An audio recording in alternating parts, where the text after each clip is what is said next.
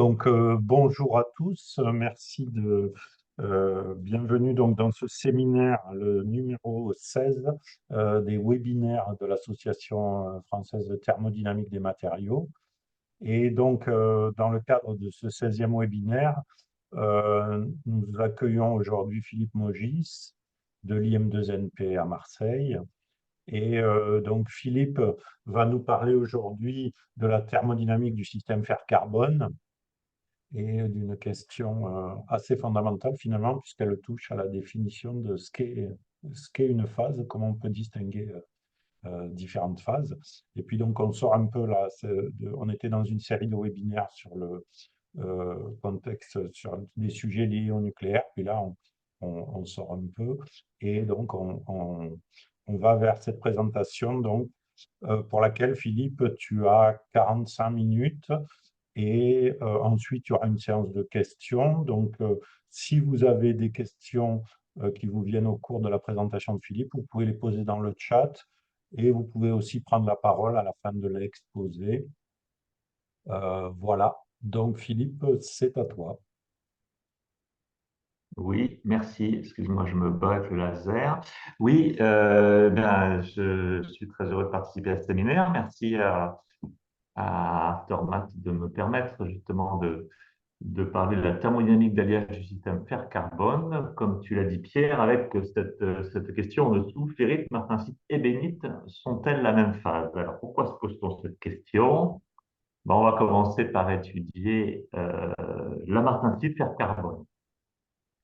Alors, il y a une façon de définir la martensite fer-carbone, c'est à partir de la transformation de l'austenite à haute température, phase cubique, phase centrée, par trempe rapide, sans diffusion du carbone, qui nous permet d'obtenir ce qu'on appelle la martensite, qui est une phase BCT, Body Center Tetragonal. Et ce que l'on sait, c'est que le carbone dans l'austenite, donc phase haute température, occupe des sites octaédriques, et puis quand il est figé suite à la transformation martensitique, il se retrouve aussi dans des sites octaédriques, mais une sous-partie des sites octaédriques, et par une transformation qu'on suppose être décrite par la transformation de Bain. Je reviendrai un peu plus en détail sur tout ça, mais où se pose la question de la définition, c'est que il y a plusieurs façons de concevoir la martensite. Alors on peut dire que la martensite résulte d'abord de la transformation displacive que je viens de décrire, là, en refroidissement rapide, mais comme on le verra par la suite, il n'y a peut-être pas que cette transformation qui peut permettre d'obtenir de la martensite. On peut essayer de définir la martensite par sa microstructure. Alors, on sait qu'en fonction de la composition, on a de la plate martensite avec des sortes de plumes, comme on peut voir ici. Ou alors, pour des aciers au carbone, plutôt de la martensite en latte avec des lattes très fines. Enfin, quand on compare cette martensite en latte avec de la bénite intérieure ou même avec de la ferrite aciculaire, parfois les différences sont assez difficiles à repérer. Alors, on peut se rabattre sur la structure cristalline. Voilà, bon, beaucoup d'auteurs disent que la martensite est BCT, mais enfin, certains mesurent de rayons X ou de la martensite BCO, c'est-à-dire Body Centered orthorhombique. Et puis même certains auteurs disent avoir trouvé de la martensite BCC. Alors pour éviter toutes ces ambiguïtés, j'adopte pour l'instant la définition de Khatchatorian, qui définit la martensite comme une phase, non pas une microstructure, mais une phase. Et donc ce serait une phase body-centered et qui serait sursaturée en carbone. Voilà, avec une petite représentation en bas à droite que je vais préciser. Alors, il existe une très belle version de martensite que je voudrais vous présenter ici, hein. Quand on met 25% de nickel et puis suffisamment de carbone, on peut avoir un point de transformation martensitique qui est en dessous de zéro et donc réussir à figer remarquablement le carbone en solution. Donc, on a une microstructure qui contient 85% de martensite et 15% d'austenite avec des propriétés mécaniques tout à fait remarquables. On voit qu'on atteint des contraintes maximum supérieures à 1600 mégapascales, des très grands allongements. Et donc, ces contraintes-là sont associées à des déformations élastiques importantes, hein, presque le pourcent. Et donc, ça, c'est la courbe en rouge qui est brute de trempe, non vieillie, hein, trempée dans l'azote liquide, traitée tout de suite après en traction. Mais si on laisse le vieillir, on voit qu'on perd des propriétés, et ce qui suggère qu'on a perdu du carbone en solution.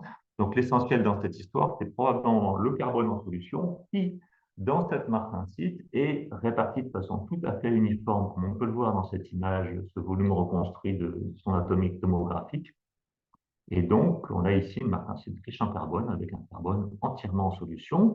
Mais on sait bien que dans ces microstructures, les contraintes internes sont extrêmement élevées, donc on a une structure qui est aussi sous contrainte. Donc, pour en comprendre la thermodynamique, voilà, pour prendre en compte ces faits-là. On est sursaturé en carbone et on est sous forte contrainte. Donc, on sait que dans ces conditions, eh bien, le carbone va s'ordonner, c'est-à-dire qu'il va préférer un des trois sous-réseaux. Donc, dans la structure cubique centrée, on a plusieurs sous-réseaux, hein. L'un est occupé par le fer. Les trois autres sont interstitiels, ils sont occupés en majorité par des lacunes et puis partiellement par du carbone. On va mettre des couleurs, hein. On a le sous-réseau 1, 2, 3, ici avec Z ou rouge, vert, bleu. Le Carbon Orientational Ordering, c'est la mise en ordre orientationnelle, c'est la préférence du carbone pour l'un ou plusieurs d'ailleurs de ces sous-réseaux. Donc, pour quantifier cette préférence, eh bien, on va compter le nombre d'atomes de carbone sur chacun des sous-réseaux 1, 2, 3. Hein.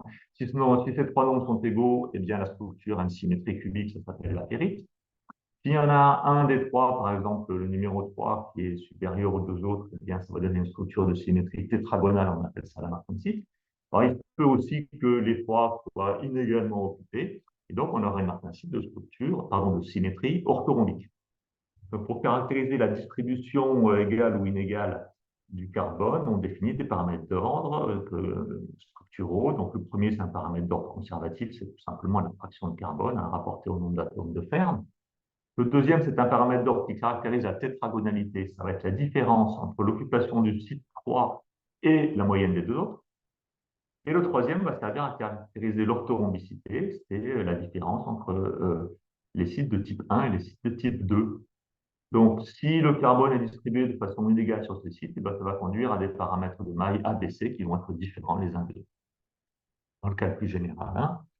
Alors, le Zinner ordering, c'est une explication par Wiener qui date de 1948 de la tendance au carbone à choisir un seul sous-réseau sous l'effet des interactions carbone-carbone élastiques. Donc, l'idée part du fait qu'on sait bien qu'un atome de carbone est plus gros que les interstices dans lesquels il se trouve. Hein, donc, ça déplace les atomes de fer premier voisin, comme on le voit ici, et ça crée ce qu'on appelle un dipôle, qu'on peut caractériser par un double flèche comme ça. Et bien, dans la martensite, la plupart des dipôles sont orientés de la même façon. Alors, chacun des atomes de carbone pousse dans la même direction. D'ailleurs, c'est pour ça qu'ils sont orientés comme ça, parce que si on imagine qu'une majorité de carbone a augmenté la maille dans une direction, ça facilite l'insertion des atomes de carbone suivants dans les mêmes types de sites. Et c'est ça l'interaction élastique qui fait que les carbones ont tendance à s'aligner et donc à produire une déformation tétragonale.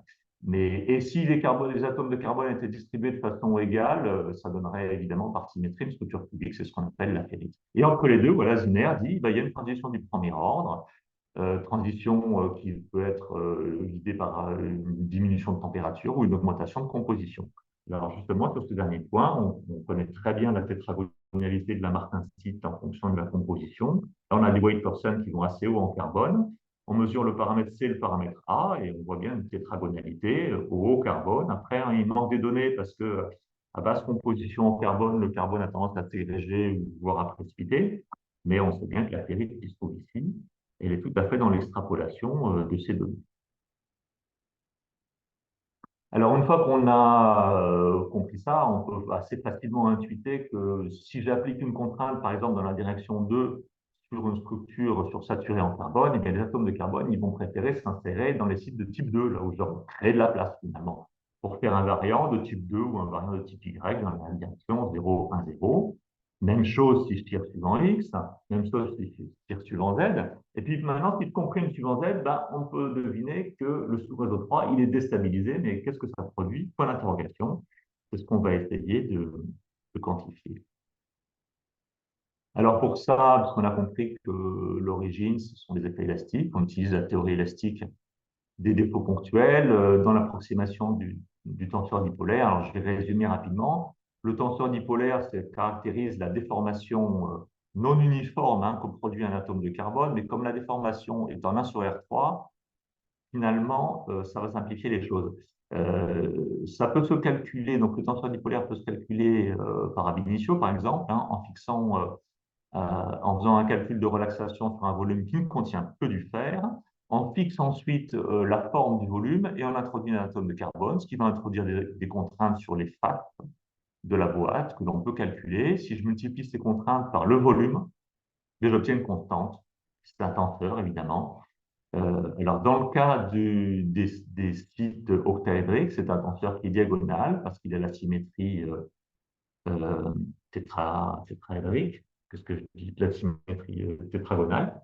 Donc, avec un doublet de valeur PA qui vaut environ 10 électronvolts, un singulet PC qui vaut 19 électronvolts, donc c'est des valeurs très élevées comparées à d'autres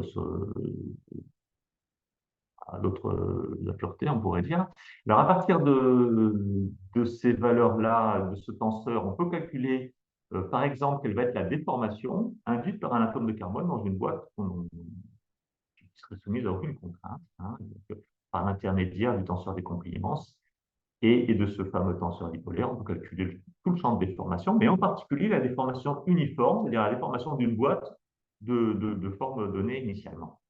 Et autre chose intéressante pour la thermodynamique, on peut facilement calculer l'interaction élastique entre un atome de carbone et un champ de déformation qui serait imposé, qui serait local à la position de l'atome de carbone. Donc avec tout ça, on va rajouter une hypothèse, c'est-à-dire qu'on va faire un modèle de champ moyen, supposer que chaque atome de carbone dans un monocristal interagit élastiquement avec le champ moyen de tous les autres atomes de carbone, ce qui assez automatiquement nous introduit la densité de dipôles, hein, c'est un peu comme une densité de moment magnétique, on fait la somme des dipôles, on divise par le volume.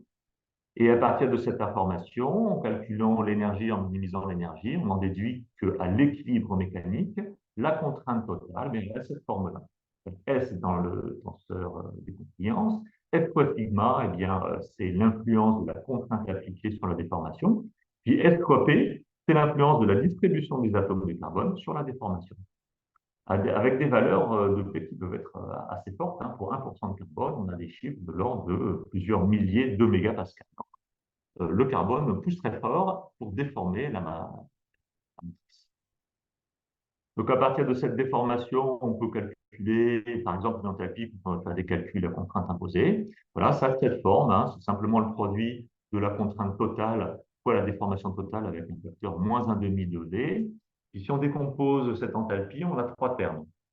Un terme sigma-sigma, c'est un produit scalaire, hein, donc ça, c'est simplement l'énergie élastique en l'absence du carbone. Un terme pp qui nous donne les interactions élastiques entre les atomes de carbone, et puis un terme p sigma qui va nous donner l'influence de sigma sur la distribution du carbone. C'est couplage, contrainte, carbone. Et puis à partir d'une entropie de configuration, on va pouvoir construire une enthalpie libre d'origine entièrement élastique. Bon, qu'est-ce qu'on peut en faire de cette enthalpie? On peut simplement l'utiliser pour faire des calculs d'équilibre thermodynamique à contrainte imposée. On peut aussi faire des calculs à déformation imposée ou un petit mix de tout ça. Donc, je vais essentiellement me concentrer aujourd'hui sur l'exploitation de cette enthalpie, sachant qu'en y rajoutant une cinétique de saut thermiquement activé, on peut faire de la cinétique, calculer des coefficients de diffusion du frottement intérieur et différentes choses. Et puis, si on applique ces formules-là à l'échelle atomique, on peut faire du Monte Carlo à l'échelle atomique. Je vous montrerai un exemple. Maintenant, pour aller plus loin, eh bien, on peut introduire le champ élastique non uniforme de chacun des atomes de carbone pour traiter des problèmes plus complexes, tels que la précipitation de carbure de fer ou la ségrégation sur des dislocations, comme vous voyez. Alors, test de ce modèle de champ moyen. Dans un premier temps, on peut vérifier qu'il prédit effectivement la tétragonalité de la martensite. Donc, si je trace ici le rapport Tresura en fonction de la concentration en allant jusqu'à 5% atomique, hein. Les résultats expérimentaux que j'ai montrés tout à l'heure, c'est la ligne entièreté. Le calcul thermodynamique de la transition ordre-désordre nous donne une très bonne pente. Et puis, il nous montre une transition à une certaine composition, là, jusqu'à la ferrite. En ferrite, c'est rapport Tresura égale 1. Voilà, on peut aller un petit peu plus loin en comparant avec des calculs de dynamique moléculaire, donc avec un potentiel fer carbone, ce sont les points qu'on a là. Donc, on a tracé le paramètre d'ordre en fonction de la température réduite par rapport à un paramètre TC. Et on voit que quand on augmente la température, ben, l'ordre diminue, c'est les points en rouge, et puis il arrive une température de transition à partir duquel l'ordre atteint zéro. Alors, ça ne se produit pas exactement à l'équilibre, il y a un petit peu d'hystérésis, ça se produit un petit peu plus loin qu'à l'équilibre, et puis au refroidissement, l'hystérésis est encore plus marqué, c'est les points en bleu. La transition désordre vers ordre se produit à une température inférieure. La courbe en noir, c'est le calcul du modèle élastochimique, donc qui coïncide très bien avec les calculs de dynamique moléculaire, moyennant un petit ajustement du paramètre, il n'y a qu'un seul paramètre dans ce système, c'est la température TC, je l'ajuste de 15% seulement pour que ça fitte parfaitement avec le Monte Carlo. Oui, c'est du Monte Carlo dynamique moléculaire, un couplage. Et donc, la conclusion importante de tout ça, c'est que finalement, la thermodynamique de la transition ordre et désordre dans ce système, elle est essentiellement conditionnée par l'élasticité. Voilà, autre test, ça va être vis-à-vis de calculs ab initio. Donc, on a à gauche un calcul de l'enthalpie bidimensionnelle, c'est-à-dire que c'est l'enthalpie en fonction des deux paramètres d'ordre que j'ai précisés tout à l'heure, qui sont en abscisse. Donc, quand on fait varier le paramètre d'ordre, on se retrouve à l'intérieur d'un triangle gris, là. Et puis, on a un dôme qui représente l'enthalpie fonction de la mise en ordre. On voit que le sommet du dôme, il se trouve pas loin du système désordonné. Donc, le système désordonné est instable.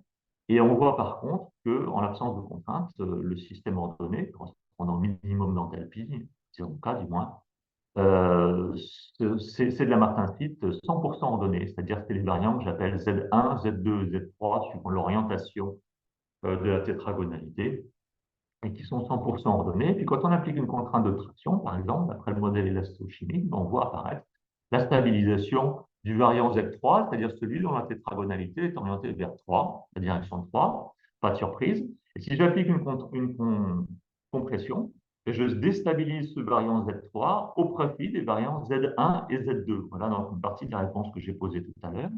Et si on compare ça avec les calculs ab initio, alors il faut faire des calculs, par exemple, VASP, dans lequel on peut contrôler la contrainte appliquée, on distribue les atomes de carbone de façon aléatoire, et puis on calcule l'enthalpie dans différentes configurations. Donc le système cubique où il y a du carbone de façon égale sur les trois sous-réseaux, c'est celui qui a l'énergie la plus élevée, on va la mettre à zéro, ça sera la référence, l'enthalpie la plus élevée. Je peux imaginer un système oblate, où on aurait mis du carbone sur les sous-réseaux 1 et 2. Il est un petit peu plus stable, mais il n'est pas aussi stable que les variants Z2 et Z3, qui ont la même stabilité, en tout cas sans contrainte appliquée. Et puis, comme on s'y attendait, si j'applique une traction, voilà, ça va être 2 gigapascals dans la direction 3, je stabilise le variant 3. Et si j'applique une compression, je stabilise le variant Z2. Bon, le Z1 sera stabilisé de la même façon, par symétrie. Et si on compare quantitativement les points qui sont calculés ab initio et les traits qui sont le modèle élastochimique, il y a quand même un très bon accord entre ces deux approches.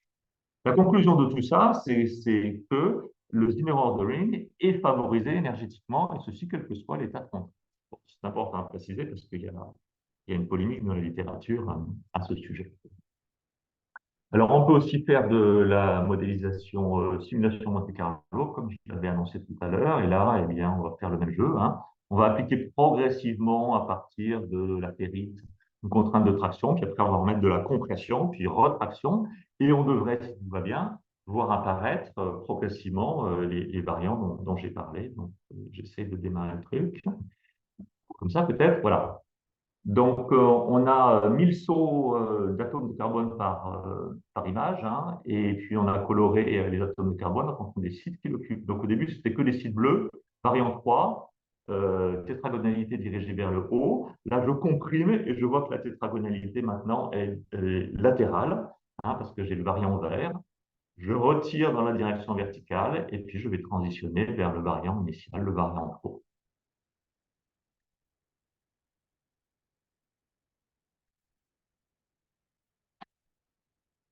Voilà, donc maintenant, on va essayer de quantifier tout ça en approfondissant un petit peu le modèle élastochimique.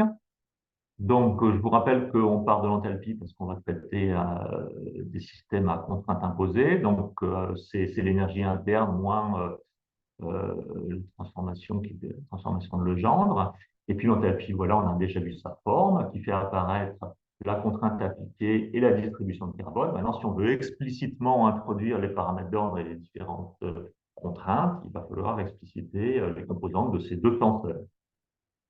Bon, on va bien sûr, on va donc utiliser l'enthalpie libre de mise en ordre, c'est-à-dire l'enthalpie moins du système moins stable du système totalement désordonné, on va appeler delta G. Et dans toute généralité, c'est une fonction de la température, de la fraction sur chacun des trois sous-réseaux, et puis de toutes les composantes des contraintes. Bon, on peut mettre un petit peu d'ordre et un peu de simplification là-dedans en tirant parti de la symétrie du réseau, hein, parce que le réseau initial sans carbone, c'est un cubique centré, on va se baser là-dessus. Un cubique centré qu'on aura modifié en introduisant des carbones sur trois sous-réseaux.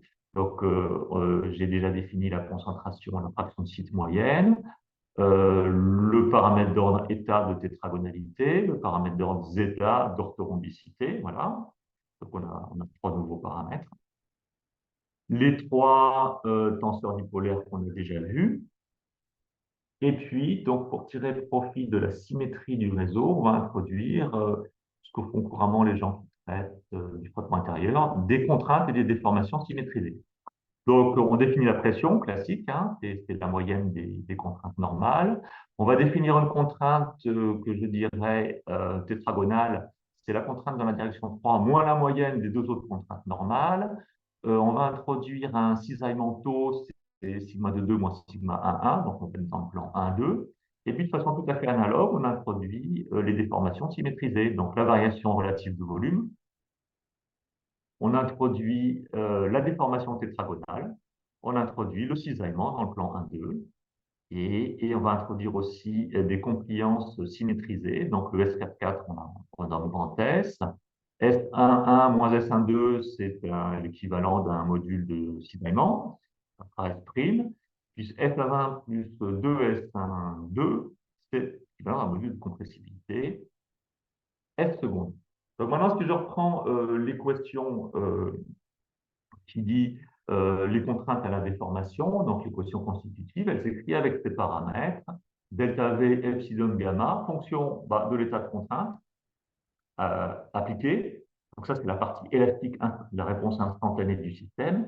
Et puis une partie anélastique, mais qui dépend du carbone. Donc si j'avais la première ligne, ben, je retrouve ce qui caractérise la compressibilité, ce qui caractérise la variation de volume, donc la loi de Vegard. Ce qui va nous intéresser plus, c'est les deux équations suivantes. C'est la déformation tétragonale. Donc, on voit qu'elle est uniquement fonction de la contrainte tétragonale et du paramètre d'ordre tétragonal.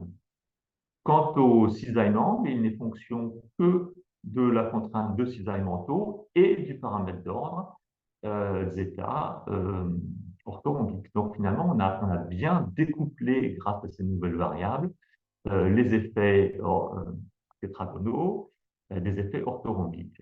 Bon, quant aux contraintes non diagonales, là, elles ne sont pas affectées par le carbone, par la mise en ordre du carbone. Finalement, ce qui joue sur la mise en ordre du carbone, ce n'est pas la pression, ce sont que ces deux contraintes-là, via ces deux paramètres d'ordre, et évidemment, les deux contraintes affectées.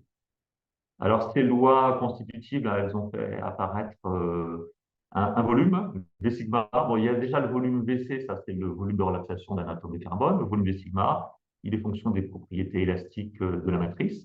Et puis, j'introduis une énergie ici qui va servir un petit peu plus loin dans l'enthalpie libre.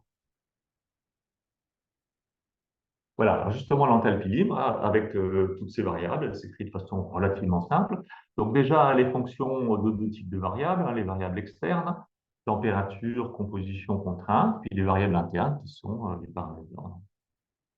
Donc si je regarde d'abord le deuxième terme, je vois apparaître une fonction quadratique des paramètres d'ordre avec un coefficient de vent qui dépend de la composition et qui est positif, et puis un signe moins. Ça veut dire que le système a une tendance à l'ordre. Hein. L'ordre est favorisé, ça va faire diminuer l'enthalpie. Si je regarde le premier terme, il caractérise le couplage entre paramètres d'ordre et contraintes appliquées.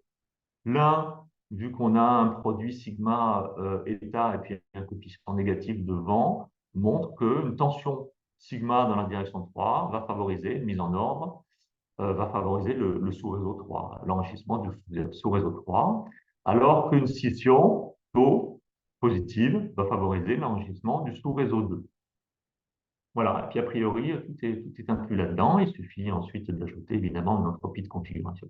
Voilà, alors les paramètres V sigma et H sigma dont j'ai parlé, hein, ils interviennent ici. V sigma, c'est de l'ordre d'un volume atomique, donc c'est un effet fort. Hein. Puis H sigma, c'est de l'ordre de quelques électrons. Donc on a donc cette formule enthalpie libre de mise en ordre qui va nous servir à calculer des diagrammes de phase. Bon, le deuxième terme, c'est l'enthalpie de configuration qui ne dépend que du paramètre d'ordre, multiplié ici par la fraction Python. On peut écrire ça sous forme adimensionnelle, donc ça fait intervenir uniquement trois paramètres adimensionnels, température réduite, contrainte réduite, que l'on voit apparaître à différents endroits de cette formule, avec un lien avec les variables qui est le suivant. On voit qu'on peut introduire, on a pu introduire dans les variables réduites la composition. Donc finalement, on va pouvoir tracer des diagrammes de phase un mètre avec uniquement ces trois variables-là, et ça inclura l'effet de la composition. Alors, comment construit-on les diagrammes de phase? On s'intéresse essentiellement aux transitions ordre-désordre à composition donnée. Donc, il faut imaginer une solution solide dont la composition ne change pas, et on s'intéresse aux transitions ordre-désordre. Donc, on a une contrainte, c'est qu'on fixe le carbone. On peut, à partir de là, tracer des cartes de mise en ordre. Hein. Ce sont les paramètres d'ordre en fonction des variables externes. On peut tracer des diagrammes de propriété. Ça sera le lien entre deux variables conjuguées, comme contrainte euh, tétragonale et déformation tétragonale. On peut aussi tracer ce que j'appelle le master test diagram, ou en faire des coupes isothermes ou des coupes isostress. Donc pour ça, il va falloir à chaque fois, pour chaque situation, tester sigmato, calculer l'équilibre interne, donc en minimisant G vis-à-vis des paramètres d'ordre. Hein, donc ça, c'est les dérivées premières qui doivent s'annuler. On peut calculer des lignes spinodales en annulant cette fonction L, là, qui fait intervenir les dérivées secondes. Il y aura aussi dans le système des lignes critiques obtenues par annulation de cette fonction qui fait apparaître des dérivées troisièmes. Et puis, en intersection de deux lignes critiques, d'ailleurs qui s'intersectent en étant tangentes, on aura des points critiques. Et si on veut calculer des équilibres entre phases, bon, il faut égaliser les fonctions G de chacune de ces phases. Voilà, je vous rappelle ce qu'on est susceptible de voir apparaître dans le diagramme de phase. Hein. En toute généralité, comme le carbone peut se distribuer sur trois sous-réseaux, bah, ça va donner lieu à six variants de type body-centered orthorhombique, et qu'on va pouvoir simplifier dans certaines situations. J'anticipe un peu sur la suite, mais on sait bien qu'il va y avoir de la ferrite qui va apparaître, donc ça sera la phase faiblement ordonnée, hein, proche en forme d'un BCC, on va l'appeler alpha. On aura aussi des variants qui vont être essentiellement tétragonaux. Donc, ça sera les variants 1, 2, 3 dans la direction 1, 2, 3, voilà, suivant l'occupation des atomes de carbone. Puis, il y a des sous-variants, ce sont des sous-variants octaédriques que je décrirai pas aujourd'hui. Et puis, les contraintes symétrisées, pour simplifier, tau, c'est un peu comme un cisaillement de ce type-là, là, et puis sigma, c'est comme une fraction de compression dans la direction 3. Alors, on peut commencer par analyser des isovaleurs de la fonction G à haute température dans les trois lignes supérieures, à basse température dans le bas du tableau. Donc, à haute température, sans contrainte, bon, ben, qu'est-ce qu'on voit? On voit des isovaleurs. Le minimum de G, c'est là où c'est bleu foncé. Et donc, c'est minimum au centre lorsque les deux paramètres d'ordre sont nuls, c'est-à-dire qu'on stabilise de la ferrite cubique complètement désordonnée parce qu'on est à température élevée et qu'on n'a appliqué aucune contrainte. Non, sur cette ferrite, si je la déforme, hein, on sait bien, hein, en se référant à ce qui se passe en frottement intérieur, que ça va modifier l'ordre, ça va légèrement ordonner la structure. Donc là, je tire dans la direction 3, le minimum est légèrement déplacé vers le haut, j'ai favorisé le sous-réseau 3. Si j'applique un cisaillement pour favoriser le sous-réseau 2, bon, je vois effectivement que le paramètre zeta, il se déplace vers les positifs. Voilà, donc à haute température, on voit une faible mise en ordre sous l'effet des contraintes. Alors à basse température, s'il n'y a pas de contraintes, eh bien, on va évidemment tomber sur de la martensite, hein. Donc les trois variants alpha 1, alpha 2, alpha 3 de la martensite, ils sont dégénérés, ils ont la même énergie, ils sont très fortement mis en ordre ici, hein, comparé à la théorie. Si j'applique maintenant une traction suivant 3, ben, on l'a vu, ça va favoriser le variant 3. Si j'applique une, et puis les variants 1 et 2 sont métastables. Si j'applique une compression dans la direction de 3, eh bien le variant 3 devient instable. Les variants 1 et 2 se stabilisent. Et puis si maintenant c'est un cisaillement, je peux favoriser le variant alpha 2 ou favoriser le variant alpha 1 suivant le signe de ce cisaillement. Donc on voit bien apparaître une mise en ordre à basse température, mais avec des variants qui dépendent de la contrainte appliquée. On peut regarder quels sont les paramètres d'ordre, hein, qui s'en suivent. Donc, à gauche, là, j'ai un code de couleur qui fait que je vois rouge, vert, bleu apparaître les variants alpha 1, alpha 2, alpha 3, avec des transitions très nettes entre ces variants. Là, on a une température faible qui favorise quoi? Bah, finalement, la martensite. Et si j'augmente la température, eh bien, je vois apparaître dans la zone des faibles contraintes, hein, je vais dire ici on a sigma étoile, ici on a tau étoile. Dans la zone des faibles contraintes, je vois se stabiliser de la ferrite. Si j'augmente la température, son domaine de stabilité va s'accroître et on s'aperçoit que les limites entre la ferrite et les variants de martensite qu'on a autour deviennent floues et même très floues si j'augmente la température. Donc ça suggère des transformations continues entre ces phases. C'est ce qu'on voit à droite dans les coupes isothermes. Donc, si je prends la coupe isotherme à basse température correspondant au diagramme que j'ai tout à fait à gauche ici, eh bien, je vois des transitions de phase selon des lignes. Enfin, c'est pas exact. Si, pardon, c'est exactement des lignes droites, je veux dire, dont la limite, c'est l'égalité des contraintes. Ici, par exemple, sigma 1 égale sigma 3,3, c'est la limite entre la phase alpha 3 et la phase alpha 1. Qu'est-ce que ça veut dire? Ça veut dire que la phase alpha 3, finalement, elle est stable partout où la contrainte la plus élevée, c'est sigma 3. Donc, le critère de stabilité d'un des variants de martensite, c'est il est stable dans la direction de la contrainte la plus élevée. Et si j'augmente la température, ben, je vois apparaître un domaine monophasé alpha avec des transitions du premier ordre entre alpha et la martensite, hein, donc transition ferrite-martensite, on va dire, et puis des transitions du premier ordre aussi entre des variantes, c'est-à-dire si je prends alpha 1, alpha 2 ici et que je lui applique une contrainte adéquate, eh bien, je peux le déformer et le transformer en un variant alpha 3. Seulement, quand j'augmente la température, je vois à s'ouvrir le domaine alpha et il y a maintenant des transitions continues entre alpha et les variants de martensite qui sont autour, ce qui nous fait au final une transition continue aussi entre les variants alpha 3 qu'on voit très bien, par exemple ici à cette température. Bien, alors si on trace un diagramme de phase tridimensionnel, c'est un petit peu plus difficile à lire, mais on va y retrouver nos petits. Alors ici en haut à gauche, c'est une vue d'assez loin où on voit une espèce de lampadaire, c'est-à-dire qu'il y a ici le pilier du lampadaire qui est une ligne droite qui correspond à une ligne d'équilibre triphasé alpha 1, alpha 2, alpha 3. Et puis, on voit au-dessus, ici, c'est une ligne critique, qui est la partie supérieure de ce plan-là qui constitue euh, la limite de phase entre alpha 1 et alpha 2. On a aussi un plan qui est la limite de phase entre alpha 2 et alpha 3, puis un plan derrière entre alpha 3 et alpha 2. Donc, on voit bien apparaître à basse température se stabiliser les trois variants, à haute température se stabiliser la phase alpha 3. Puis si on est vraiment à haute température, si on dépasse le 1,5 en température réduite, eh bien, on a des transitions continues entre toutes les trois phases. Finalement, il n'y a plus qu'une seule phase qui apparaît, hein. Par contre, à basse température, on peut voir des transitions entre les variants alpha et I. Et maintenant, si je fais un gros plan sur la partie centrale ici, ben, je vois apparaître quelque chose qui a une forme de fleur de lys. Donc, on retrouve les trois variants, on retrouve la ferrite en haut et on va voir différentes transitions qui apparaissent maintenant. Il y a des transitions au refroidissement, par exemple, ferrite vers chacun des variants, suivant l'endroit où on se place, à travers ces courbes-là qui sont quasiment des triangles. Hein. Donc, on a une transition du premier rang au refroidissement ou au chauffage.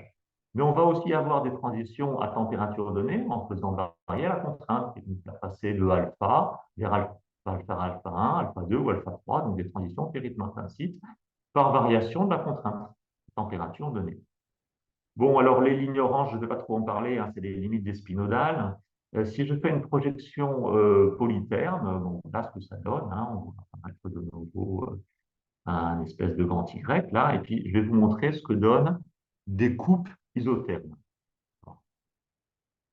Pour aller vite, je ne vais pas toutes les présenter, mais simplement, voilà, ces coupes isothermes, elles sont à sigma étoile constant, donc elles font apparaître des binaires où taux est en abscisse et puis la température réduite est en ordonnée. Bon, donc, ce qu'on voit apparaître, je détaillerai après, c'est que quand je vais de compression vers traction, évidemment, je vais stabiliser la phase alpha 3, ce qui fait que dans mon diagramme de phase ici, je vais voir apparaître voilà, un domaine de la phase alpha 3, et puis ce domaine s'élargit, et puis finalement, à la fin, il devient continu avec la phase stéritique. Donc ça, ce sont simplement des coupes de ce diagramme température contrainte. Mais maintenant, si je passe à la variable conjuguée de taux qui est le cisaillement gamma, qu'on va exprimer en temps ici, et puis je vais le calculer pour un alliage à 1% de carbone, ça va apparaître des diagrammes de phase qui sont peut-être plus usuels. Hein. Et là, pareil, je décrirai le détail après, mais on voit que quand on augmente la contrainte, en passant des compressions, moins 68,5 mégapascales jusqu'à de la traction, mettons 34,2 mégapascales, on voit se stabiliser la phase alpha 3, puis on passe par des intermédiaires un petit peu complexes sur lesquels je reviendrai s'il y a des questions. Et je vais sélectionner les deux cas les plus simples. Alors, les deux cas les plus simples, voilà, c'est quand on est en légère compression. Donc, le plus simple des deux, d'ailleurs, c'est si je mets une faible compression, je vois apparaître simplement dans le diagramme binaire une ligne verticale qui est la limite de phase entre le variant alpha 1 et alpha 2. Et puis, cette ligne verticale, elle se termine par un point. Donc, c'est un point critique au-dessus duquel il y a le domaine alpha.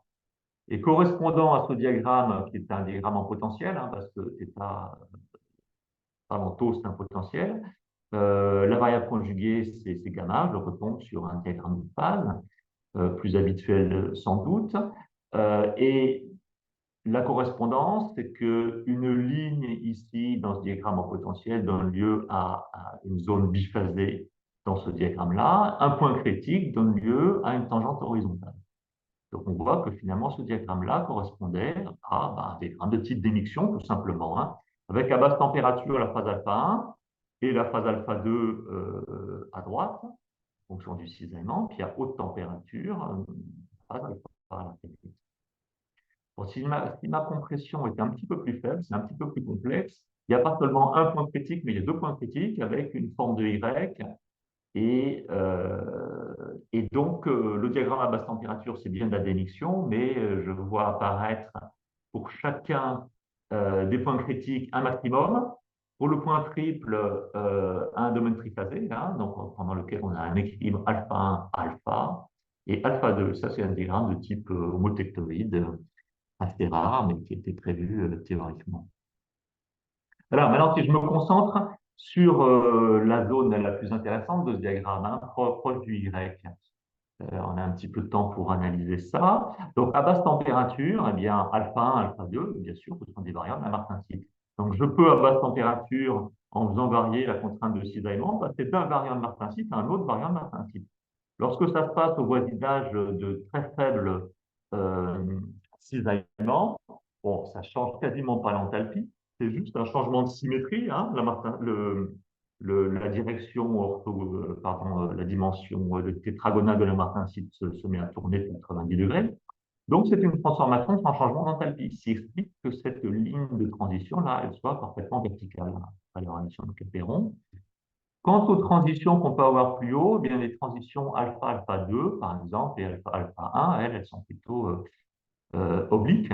Ce qui veut dire que finalement, la martensite, elle est stabilisée par la contrainte appliquée. Hein. La transition va se former à une température plus élevée. Donc, cette transition-là, avec les flèches pleines, ce sont les transitions du premier ordre. Mais comme j'ai ici des points critiques, eh bien, je peux avoir des transitions qui sont, elles, continues entre la ferrite et la martensite si je passe autour du point critique. Et autour du point critique, je suis dans une zone supercritique. Donc cette zone, c'est la zone d'existence du fer que j'appelle supercritique. À droite et à gauche, au-dessus, à haute température, on a la ferrite. Pour donner quelques ordres de grandeur des températures auxquelles peuvent se passer ces transitions, eh bien, ça dépend de la composition en carbone. Si je considère une ferrite à bas carbone, hein, là on a 10 millièmes poids de carbone, ben, la température caractéristique, c'est 15 K. Cette température caractéristique, on la lit là, hein, c'est en phase de T étoile égale 1 ici. C'est-à-dire que ces transitions, elles ont lieu à très basse température, c'est-à-dire que dans tous les cas expérimentaux pratiques, on sera en présence de ferrite. C'est bien connu, bas carbone, on a de la ferrite. Si maintenant je suis plutôt au carbone, je mets 1% de poids de carbone, la température de transition monte à 1250 degrés, c'est-à-dire que dans les conditions habituelles de traitement thermique, on aura de la martensite, du moins tant que le carbone reste en solution solide. Et puis, par contre, on s'attendrait pour un alliage qui aurait une composition de 0,2% en poids en carbone à une température de transition proche de la température ambiante. C'est-à-dire que proche de la température ambiante, on s'attend à avoir des transitions ferrite-martensite et même, dans certaines conditions de contrainte pas extrêmes, d'avoir de la ferrite supercritique. Alors, les preuves expérimentales sont encore à attendre, hein, pas vraiment mis directement en évidence cette transition, mais enfin, il y a des preuves indirectes que je pourrais vous montrer si j'ai une question là-dessus. Alors, je vais conclure prochainement. Ce que nous montre ce diagramme, c'est qu'il y a une transition continue entre la ferrite et la martensite via le domaine supercritique, et j'en conclus donc que ferrite et martensite, eh bien, ce sont la même phase. Voilà, donc pour résumer, j'ai étudié la thermodynamique de la solution solide fer-carbone en me basant essentiellement sur une description élastique des interactions carbone-carbone et carbone-contrainte appliquées. Je conclus de tout ça que la martensite, c'est une phase body-centered orthogonale, qu'est-ce que je dis? Orthorhombique dans le cas le plus général, et c'est la version ordonnée dans ce système, et la ferrite, mais c'est aussi une phase body-centered orthorhombique, mais par contre faiblement ordonnée, et donc ils ont la même structure cristalline. Il y a une transition continue et entre l'une et l'autre, donc ferrite et martensite sont la même phase. Voilà, je vous remercie pour votre attention. Donc, le travail que je vous ai présenté, j'ai bénéficié de la collaboration de deux postdocs, hein. Paul Emeou, qui a fait des calculs à l'initio, Liang Jiaowang, qui a fait des calculs Monte-Carlo, et mon collègue Mitro Konaskalov, qui a fait des calculs à l'initio, puis on a été abondamment soutenus par l'ANR à cette occasion. On peut remercier. Je suis ouvert aux questions. Ok, ben merci beaucoup Philippe pour cette présentation qui a parfaitement respecté le timing. Donc on a le temps pour des questions. Alors dans le chat, j'ai pas vu de questions, mais peut-être vous pouvez prendre la parole pour poser directement vos questions à Philippe. Alors est-ce qu'il y a des questions? Oui, je veux bien prendre la parole. Charles-André. Vas-y Charles-André Charles. Oui, Grandin, du CEMEF. Alors, merci, c'était super. On n'a pas vu le temps passer là.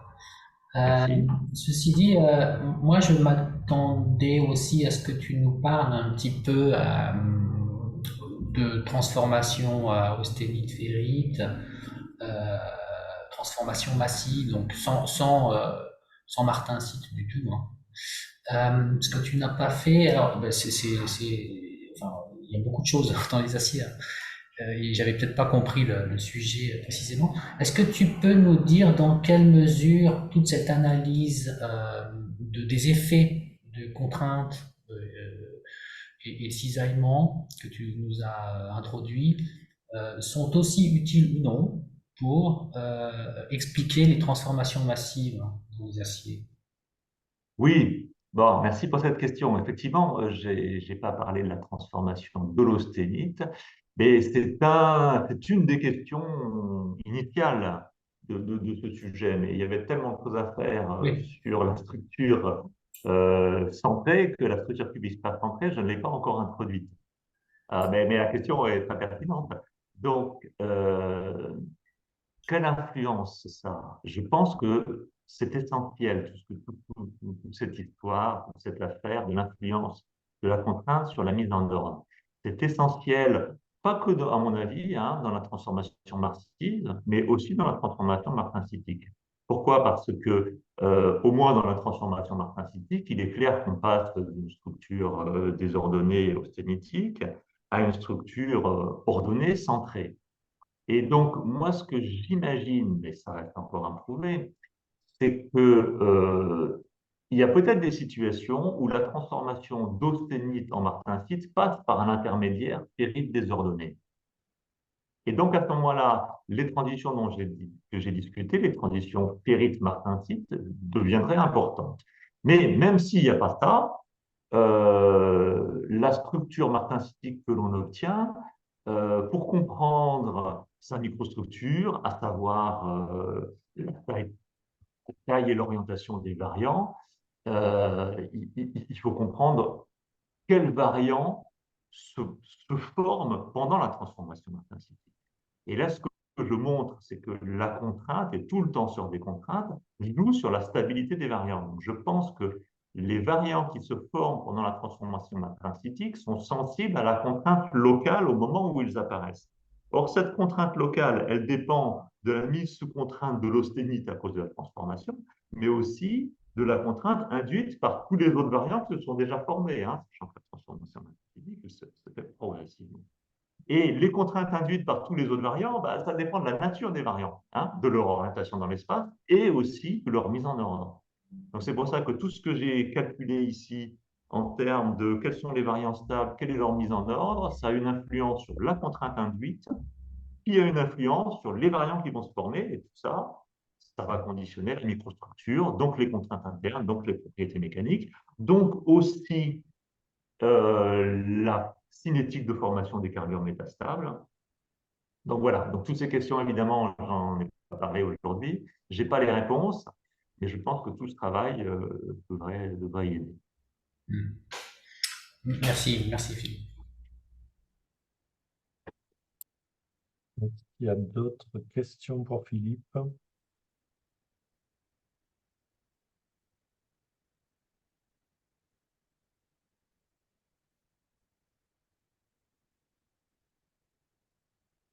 S'il n'y a pas d'autres questions, enfin, une remarque sur ton transparent 30. Oui, Ouais, finalement, donc là, donc la composition est fixée. oui. Là. Donc là, tu as fixé aussi une des contraintes. Et donc finalement, on se retrouve dans une topologie de diagramme de phase comme un diagramme pression-température d'un corps pur, quoi. Ah ben exactement. Oui, Et oui, ben là, les règles topologiques sont exactement voilà. celles-là. Et donc, Oui, oui, absolument. les lignes pointillées sont les spinodales associées Oui, au- alors j'en ai pas discuté. Oui, les lignes pointillées. Donc, bon, je pourrais donner des exemples hein, qui montrent que c'est vraiment ça qu'on attend dans ce type de diagramme, hein, température, pression ou température potentielle pour généraliser, par exemple ouais, température potentielle chimique. Euh, et alors, les lignes spinodales, j'en ai pas parlé, là, c'est un petit peu compliqué parce que les spinodales sont donc les limites de stabilité ou de métastabilité des métastabilité. phases. Ouais. Donc, il y a une série de spinodales pour chacune des phases. Alors, peut-être la plus simple que l'on peut comprendre, c'est la bleue, là, ça correspond à la limite de la stabilité de la phase alpha 3. Alors, la phase alpha 3, je ne l'ai pas écrite, mais elle n'est stable que à θ égale 0 dans ces conditions. Et donc, si euh, je Ouais. cherchais sa limite de stabilité, et voilà, elle se transformerait au moment où, en partant du bas, elle traverserait la ligne pointillée en tireté bleue. Maintenant, peut-être plus simple à visualiser, la spinodale correspond correspondant à la phase alpha 1.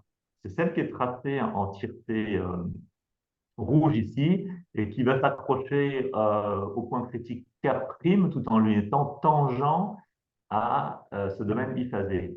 Donc, qu'est-ce qu'elle veut dire, cette ligne? Ça veut dire que si je prends de la phase alpha 1, donc je suis sous compression, voilà, je vais diminuer, enfin, non, pardon, c'est pas une compression, c'est un cisaillement, hein. Bon, je suis sous cisaillement négatif qui favorise le sous-réseau 1, je diminue ce cisaillement, je le mets à 0, et puis quand je passe de l'autre côté avec un cisaillement positif, eh bien, alpha 1 est toujours métastable jusqu'à ce que j'ai atteint voilà, la spinodale, au-delà de laquelle alpha 1 se déstabilise au profit de alpha 2.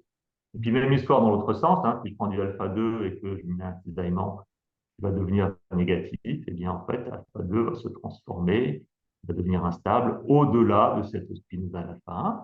Puis la dernière spinodale, c'est celle qui concerne la ferrite. Donc si je prends une ferrite, par exemple, ici, et que je la refroidis, eh bien la limite de phase est ici, mais en fait, elle va devenir instable en dépassant la spinodale grise ici, au refroidissement. Mais je peux aussi considérer une transformation à partir de cette ferrite-là que je mettrai sous contrainte en augmentant le cisaillement tôt. Et donc, la limite de stabilité, ça va être au-delà de la limite de phase quand on aura dépassé euh, la spinodale grise, puis pareil de l'autre côté. Voilà l'explication des spinodales. D'accord. Et oui, et ce que tu montrais là, je me souviens plus au début de ton exposé, on voyait une hystérèse là sur le paramètre d'ordre. Sur le paramètre d'ordre, hein, je vais revenir. Où est-ce que c'est? Non, pas le jour Et ça, tu arrives à 1. Voilà. l'expliquer aussi avec Ah bah oui, alors tout à fait, parce que voilà, euh, avec ces spinodales là. absolument. Donc, la courbe d'équilibre, si la transformation ordre-désordre se passait à l'équilibre. Donc là, j'ai le paramètre d'ordre, là, j'ai la température, j'augmente la température. Alors, le modèle analytique, il me donne cette courbe noire. Il me dit que la température d'équilibre ordre-désordre, elle est ici. Elle est exactement à 1 en variable réduite. Mais comme il y a de l'hystérésie, ça se produit plus loin, et la température correspondante, c'est exactement la température de la spinodale, martensite vers ferrite. Et puis, au refroidissement, j'ai une spinodale ferrite vers martensite, hein, c'était le trait tireté gris, qui me dit que ma ferrite va devenir instable à partir de cette température-là. C'est effectivement à partir de cette température-là que la mise en ordre se produit. Donc, voilà le lien entre diagramme de phase et diagramme de mise en ordre. D'accord. Mais c'est vrai que moi, j'avais jamais vu encore, enfin, de diagramme comme ça avec une ligne qui se sépare en deux lignes avec deux points critiques comme ça en Y. Ah oui, en J'avais Y, j'avais pas j'ai vu cherché dans la encore ce type de littérature. diagramme. Enfin, Oui, je, moi non plus, j'ai pas trouvé dans la littérature. Par contre, l'homotectoïde, il a été prédit par Landau et Lifshitz, hein, il est dans le bouquin ouais, de Landau et Lifshitz, ouais, il y a un et il a exemple. aussi été calculé par, je ne sais plus quel auteur, mais non, je pourrais trouver le nom. Mais alors, c'est sûr que c'est pas courant. Par contre, ce qui est plus courant, c'est un seul point critique, hein. Par exemple, si je prends le cérium, pardon. Donc le cérium, en fonction de la température et de la pression, il y a deux phases qui sont toutes les deux cubiques face centrée, mais qui n'ont pas le même paramètre de maille. Donc, on a une transition du premier ordre. Un point critique, puis donc une transition continue entre les deux. C'est aussi ce qu'on a dans le système fer 31,2% de palladium, mais sous compression. Expérimentalement, là aussi, un point critique a été mis en évidence. Mais donc, alors là, on est sous compression. Et moi, je présume, étant donné ce que je viens de suite des symétries, de l'influence de la symétrie sur ces diagrammes-là, c'est que s'ils avaient fait l'essai en compression, en traction, non pas en compression, ils auraient trouvé symétriquement un deuxième point critique, et donc le fameux Y. Hmm, Euh, d'accord. bon, ça, c'est des exemples de points critiques en magnétisme ou dans le système liquide-vapeur de l'eau. Euh, Ouais, dans les liquides, il y a beaucoup d'exemples, mais donc, voilà la prédiction en haut de Landau-Lifshitz. Voilà l'auteur que je cherchais, là, M. Okamoto, qui a prédit un diagramme de type, qu'il a appelé homotectoïde. ok. Merci Philippe pour ces précisions. Est-ce qu'il y a d'autres questions sur l'exposé de Philippe? Oui, moi je veux bien poser une deuxième question. Vas-y. Oui. Donc, André. tu mentionnes la construction de diagramme de phase. Euh, Où est-ce qu'on en est, d'après toi, pour utiliser cela dans une méthodologie CALFAD sur des bases de données pour prédire ces transitions, alors pas de phase, mais ces transitions entre microstructures pour des alliages multicomposés en fonction d'un champ global de contraintes ou de cisaillement.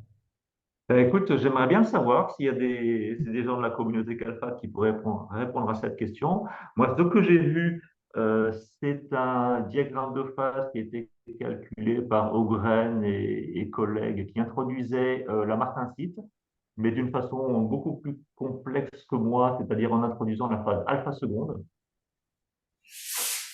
Et puis, ce que j'ai vu aussi, c'est une tentative d'introduire la martensite en la décrivant comme une phase très sursaturée en carbone à cause du champ contraint des dislocations, de mémoire, hein. Mm. Par contre, l'approche ici thermoélastique que je propose, j'ai pas connaissance que quelqu'un ait essayé de le mettre en lien avec une description alpha. Évidemment, ce serait infiniment bienvenu à mon goût. D'accord. Mais Parce c'est que ce c'est qu'il ce que... faut savoir, pardon, je finis de répondre à ta question, dans les diagrammes de phase que j'ai montrés, il y a absolument zéro paramètre ajustable, hein. Tout a été calculé ab initio. D'accord. Précis. Mais finalement, c'est ce que tu fais, c'est-à-dire ton approche s'apparente à une approche CALFAT. Donc, je pourrais te retourner la question. Est-ce que tu as l'intention de poursuivre ça pour le mettre dans des systèmes plus pratiques, enfin, multicomposés, des acides? Oui, alors je ne sais pas si j'aurai le temps, mais ce qui m'intéressait, ce qui m'intéressait, c'était initialement de décrire la martensite que je vous ai présentée tout au début, qui contient 25% de nickel. Donc, on a fait des calculs à 25% de nickel. Après, bon, les ternaires, ils deviennent assez difficilement tractables analytiquement, hein. Donc, on a fait des calculs Monte-Carlo sur le système fer 25% de nickel. Donc, ça, c'est une première réponse. On a aussi introduit le manganèse, ça c'est en cours. On a introduit le silicium et l'aluminium. Et on a testé la description de la solution solide fer silicium carbone et fer aluminium carbone en comparant les spectres de Snook de frottement intérieur. Et on a une très bonne coïncidence avec les pics qu'on prévoit et les pics calculés. Donc, c'est assez encourageant. Voilà. Bon, je ne ferai pas tout le tableau périodique, hein. Mais au fur et à mesure où se posent des problèmes, là par exemple, on travaille au laboratoire sur le système fer molybdène carbone, donc on commence à travailler sur l'introduction du molybdène. Simplement, il est quand même plus facile d'étudier la solution solide que d'étudier la précipitation de carbure. Donc, c'est aussi un sujet, hein. Donc, on sait que la martensite forme toutes sortes de carbures métastables. Les carbures métastables que je suis capable de modéliser avec cette approche, évidemment, ce sont les carbures métastables qui sont des mises en ordre sur le DCC. Donc, le alpha seconde en fait partie. Et donc, c'est là-dessus qu'on travaille. D'accord, merci. Merci beaucoup, Philippe. Mais Philippe, en termes de méthodologie CALFAT, ça veut dire qu'en fait, là, tu n'as qu'une fonction G pour décrire ta ferrite et ta martensite, quoi. Ah oui, absolument, c'est ça, oui, en ce Là, sens, c'est parce du que là, tout calfad, ce mais diagramme résulte d'une seule fonction G, quoi. exactement. De ce point de vue-là, c'est bien la démarche, mais ce n'est pas du compound. Voilà, c'est Voilà. ça. C'est plus. Ouais, c'est un peu plus. C'est c'est différent. Donc, c'est vrai que ça doit pas être évident. Enfin, moi, j'ai pas.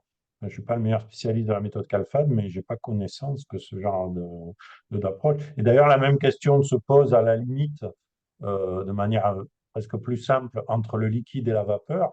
Dans la méthode CALFAD, la plupart des gens, enfin, la plupart des applications n'impliquent pas les domaines supercritiques en métallurgie ou quoi, mais Mhm. on peut se poser aussi la question pourquoi on ne traite pas de manière unifiée un liquide et sa vapeur, puisqu'on sait depuis Van der Waals qu'on peut aussi avoir ce type de comportement avec point critique, d'émission spinodale.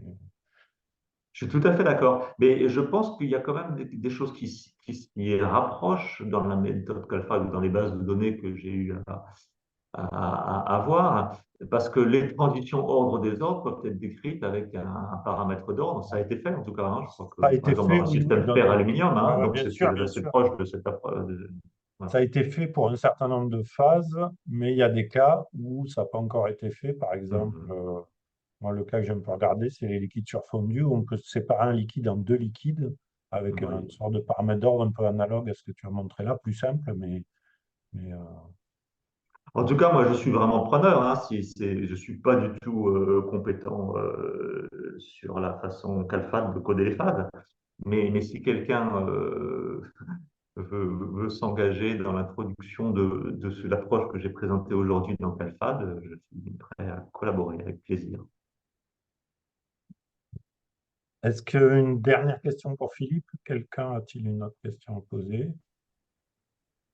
Peut-être moi, Dominique. Tu nous as parlé un peu de diffusion. Alors, pour la diffusion du carbone, comment ça va varier dans ces différents phases? Voilà. Est-ce que tu peux un peu. Oui, merci pour cette question, Dominique. Alors, ça me permet de parler de diffusion. Est-ce que j'ai transparence sur la diffusion? Alors, c'est très compliqué. Euh, alors, pour traiter la diffusion, ben, il ne nous faut pas seulement l'enthalpie correspondant au carbone dans les positions stables, il nous faut l'enthalpie dans les positions de colle, hein, comme tu le sais. Donc, ça, on peut le calculer avec exactement le même formalisme. Et donc, calculer une enthalpie de diffusion qui dépend de la contrainte locale, hein, on va ici appeler epsilon, et puis des tenseurs dipolaires en position octaédrique stable et en position tétraédrique instable, donc, par l'intermédiaire de leur différence. Donc, à partir de là, on a des fréquences de saut thermiquement activées, donc on peut faire éventuellement un calcul complètement analytique du coefficient de diffusion en fonction de la contrainte, on peut faire du Monte-Carlo, etc. Et donc, grâce à ça, on peut effectivement distinguer très nettement la ferrite de la martensite. Alors, est-ce que j'ai un résultat à te montrer? Oui, voilà. Donc, dans la ferrite, il n'y a qu'une seule énergie d'activation, hein, tous les sites se ressemblant. Par contre, dans la martensite, même en dehors de toute contrainte, la martensite est déformée et par conséquent, cette unique énergie d'activation se split en trois. Et parce que à la fois les énergies de site stables et les énergies de site instables sont modifiées par la déformation de la martensite. Donc à partir de la ferrite, on n'avait qu'un seul type de saut, on va dire. Dans la martensite, on a trois types de sauts avec trois énergies variables, ce qui nous produit deux effets. D'une part, la diffusion dans la martensite est anisotrope, et d'autre part, elle est extrêmement ralentie dans la martensite par rapport à la ferrite. C'est d'ailleurs un effet qui avait été prévu par Hilert là, en 1959. Et ça peut assez facilement s'illustrer par des calculs Monte-Carlo. Voilà. Donc là, dans une boîte Monte-Carlo, elle est toute petite, hein, mais ça suffit pour y voir clair. J'ai pris 300 positions successives d'un atome de carbone dans la boîte, sans aucune contrainte appliquée, hein, et puis la diffusion est isotrope. Et en présence d'une traction, la diffusion devient extrêmement anisotrope, les sauts planaires sont extrêmement favorisés, et puis la diffusion se fait uniquement dans un plan.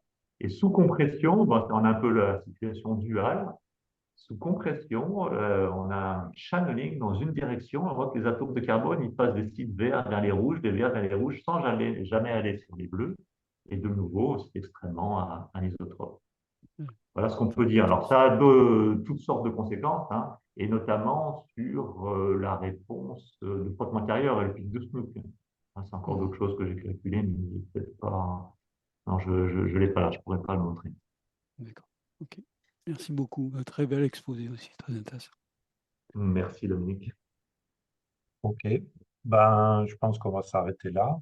Et donc, ben, merci Philippe pour cet exposé. Et avant de terminer, je voudrais juste vous rappeler le prochain exposé de l'association qui aura lieu le 14 mars. Et donc, ce sera Stéphane Gossier qui va nous parler donc, de description thermodynamique d'un système multicomposant d'interaction entre le molybdène et les éléments platinoïdes, palladium, rhodium, ruthénium. Donc là, on retournera dans le contexte nucléaire. Voilà, donc merci à tous d'avoir participé à ce webinaire et donc à très bientôt. Au revoir. Merci, au revoir. Merci. Au revoir à tous.